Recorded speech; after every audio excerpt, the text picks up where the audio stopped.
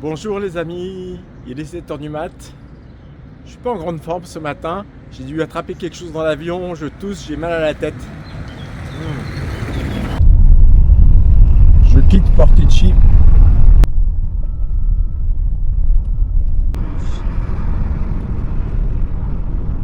Je m'arrête pour prendre un café à la station-service Vesuvio Sud. Cornetto alla crema.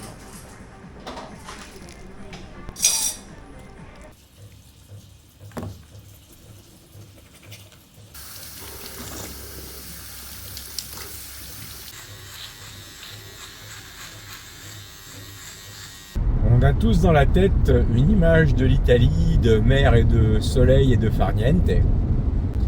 Ce qui est une réalité, bien sûr. Mais l'autre réalité, c'est que l'Italie est surtout un pays de montagne. Nous traversons les Apennins.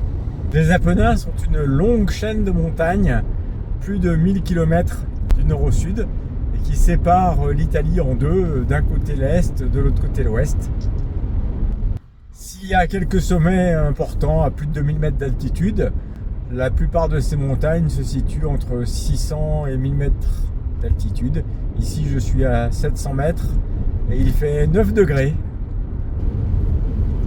Après avoir traversé les Apennins, me voici dans les Pouilles. Je fais à présent route vers Bari, la capitale des Pouilles. J'ai un rendez-vous de la première importance à Bari.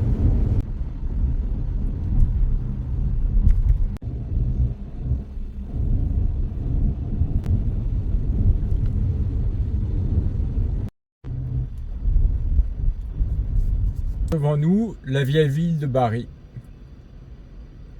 J'arrive sur le Lungomare. Me voici garé sur le Lungomare, au bord de la mer Adriatique. Ce Lungomare est juste au bord de la vieille ville, dans laquelle je vais aller maintenant. J'entre dans la vieille ville, comme vous le voyez. Voici la basilique San Nicola.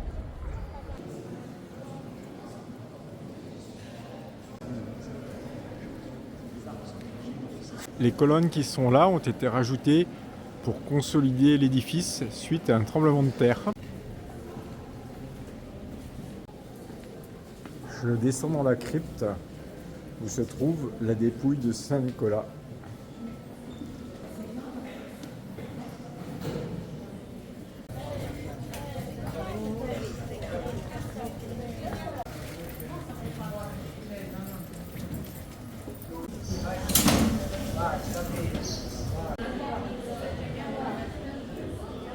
À 3 pas de l'énorme basilique se trouve la petite église de San Marco dei Veneziani.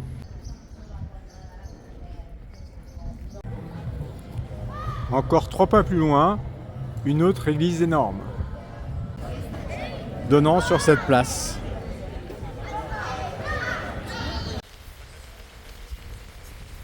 C'est une autre basilique, cathédrale de San Sabino.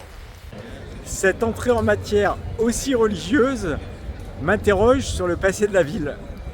Comme d'hab, Google Je sais tout m'a renseigné en 30 secondes. Cette ville était un important port romain, puis byzantin, lorsque l'Empire romain se sépara en deux, et elle fut prise par les Normands. C'est à partir de là qu'elle devint un port d'embarquement pour les croisades, et c'est ce qui explique son attachement religieux.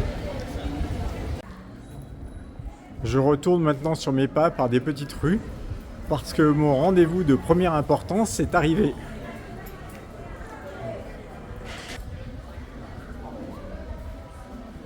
Et voilà mon rendez-vous de première importance. Ma fille, mon gendre et ma petite fille. Nous sommes à présent sur le Corso Vittorio Emanuele. Il s'agit du Palazzo Fizzarotti. On dirait un palais vénitien.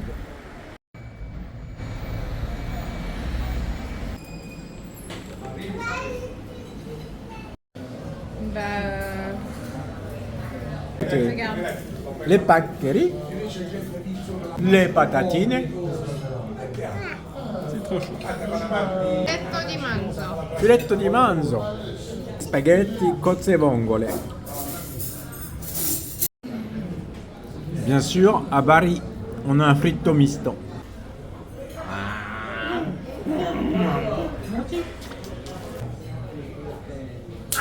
Encore. Ah, oh, on a raté, encore. Le Castello Svevo, c'est un château de l'époque normande qui visiblement a beaucoup marqué la ville.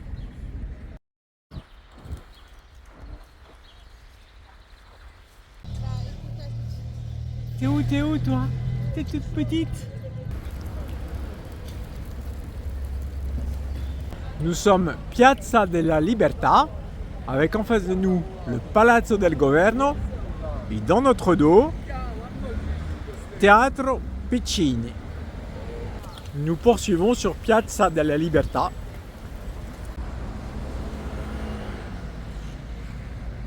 Prendre à droite sur Via Benedetto Petrone.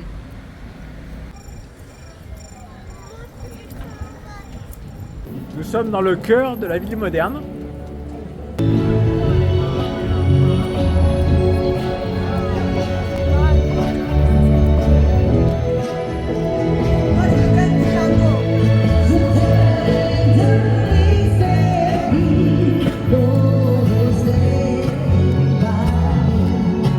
Nous sommes sur Corso Cavour. Vous vous souvenez de Cavour, l'unité italienne?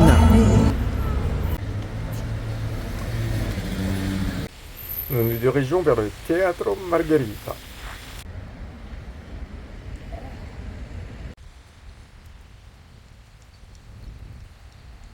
Nous arrivons à Piazza Mercantile.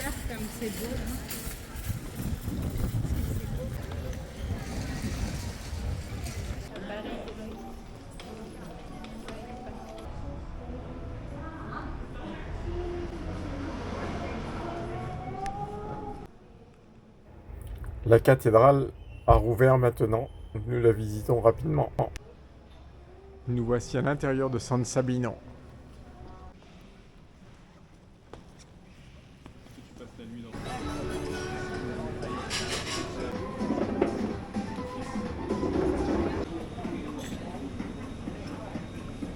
Après cette grande balade dans les rues de Bari, nous retrouvons le Lungomare.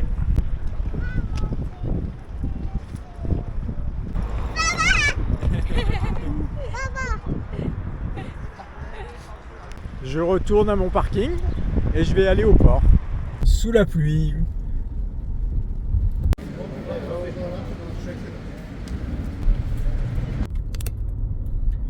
J'ai l'impression d'être la seule voiture là-dedans.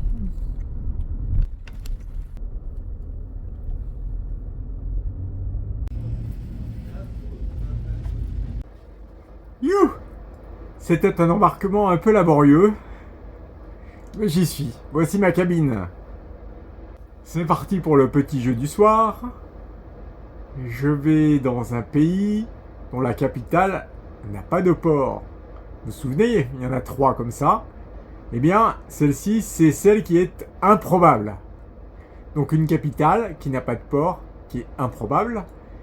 Et je vais devoir changer de l'argent en arrivant. Voilà, si vous trouvez, comme d'habitude, votre réponse dans les commentaires. Et c'est tout pour aujourd'hui. À demain. Bye bye.